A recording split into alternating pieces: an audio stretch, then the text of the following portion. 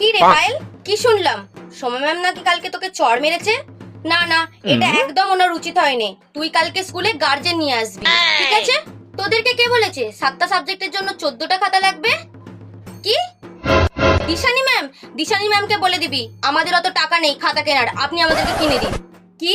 Shivani ma'am তোদেরকে tuition দিতে বারণ করেছে? উনি তো দুদিনে চ্যাপ্টার শেষ করে দেবে, তারপর তোরা পরীক্ষায় পাশ করতে পারবি? না না, ওনার কথা শোনার দরকার নেই। তোরা যেমন টিউশন যাচ্ছিস তেমন টিউশন যাবি। আমার সাবজেক্টে সিলেবাস তো সবার শেষ হয়ে গেছে। আমি সাজেশনে যে কোশ্চেনগুলো দিয়েছি শুধুমাত্র সেই কোশ্চেনগুলোই করবি। ওই কোশ্চেনগুলোই এক্সামে আসবে, এর বাইরে একটাও আমি ফেলবো না। সবাই কিন্তু ভালো করে লিখবি।